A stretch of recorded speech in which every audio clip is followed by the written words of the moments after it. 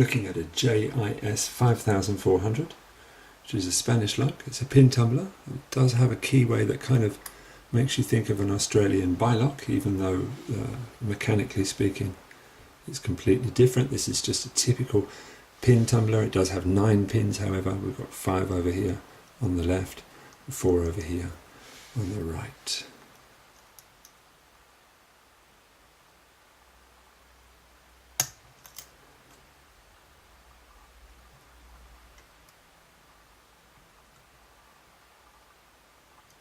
This is a lock that requires an extremely light touch. It's very, very easy to overset the pins, as in just about all Spanish made locks.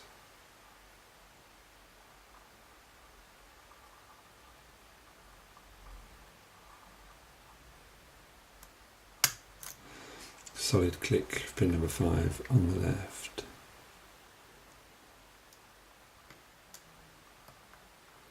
Pin number 1 on the left as well is overset.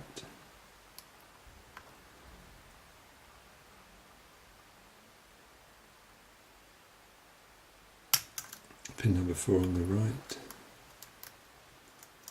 is overset.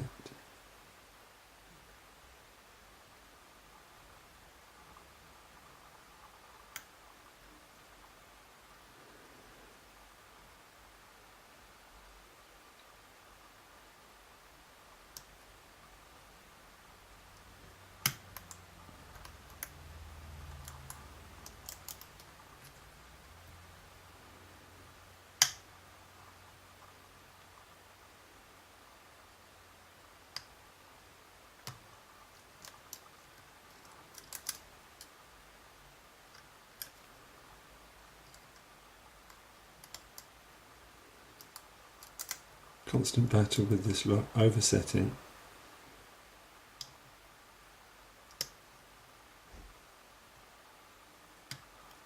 Releasing tension. And trying again.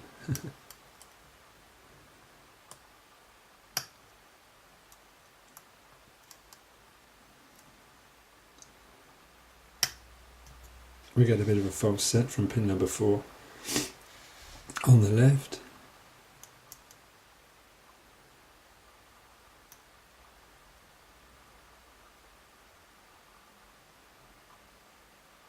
Number 3 on the right.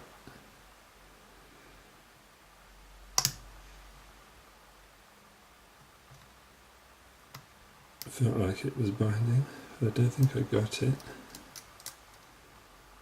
Pin number 2 on the left. Pin number 3 on the left. Didn't sound like it set properly. Let off a bit of tension. Try again.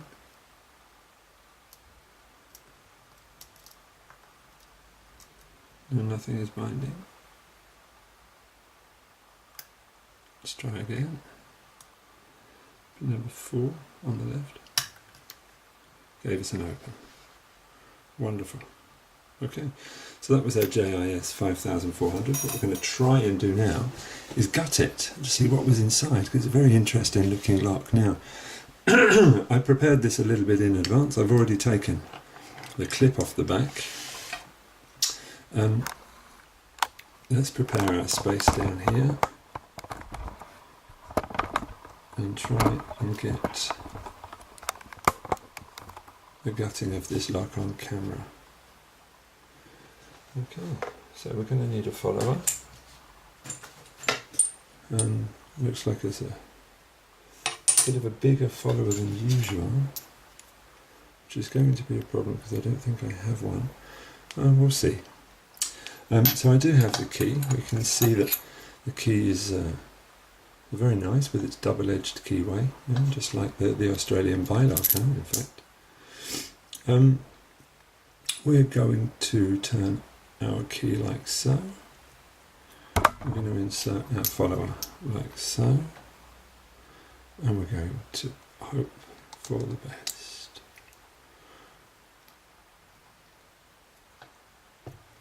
Which is not really happening for the moment.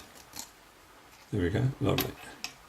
We've got 9 pins, as we said before. Now, so that I don't forget what I'm doing, I'm going to take the 5 pins that were on our left, and are still on our left, and put them in the first 5 slots, and then the 4 pins that were on the right, I'm going to carry on with that. So pin number 1, they all look pretty standard anyway. Here, pin number 2, here, pin number 3, here, good, pin number 4, here, I like it, pin number 5, here, good. So then I'm going to call this one pin number 6, which is the first one on the right hand chamber, and then number 7, number 8, and number 9. So, where are my tweezers? Let's get all these into order. I can see quite clearly from here that they have beveled bottoms, which is why I was constantly oversetting things. Hopefully we can check this on the camera in a minute.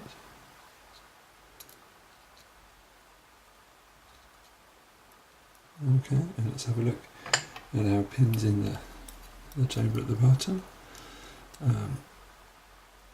This is going to be a bit tricky, of course. Number 1 is a standard.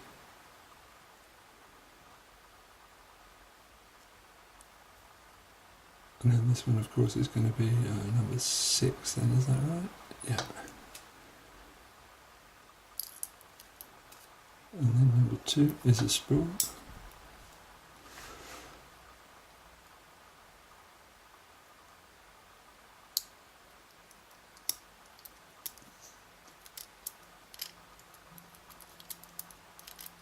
And number 7 is a spool as well. It doesn't want to come out.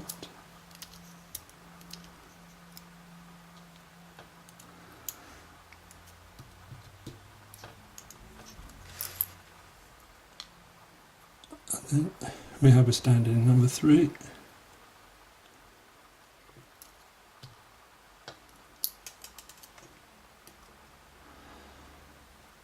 And then we have a standard in number 8.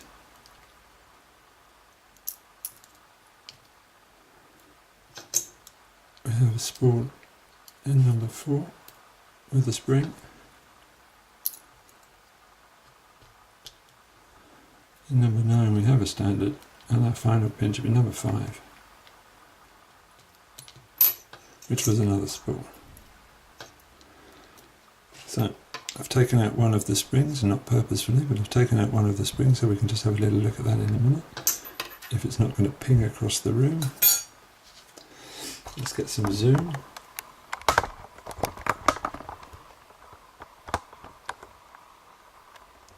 And some focus, that would be nice. And we can see our pins.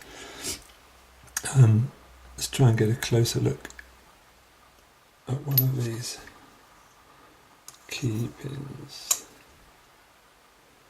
Now, should the camera decide to let us focus here, we can see that, yeah, the bottom of the key pin is beveled, which is why it was oversetting all of the time. Interesting. Very nice little lock. We need some focus, please. Thank you.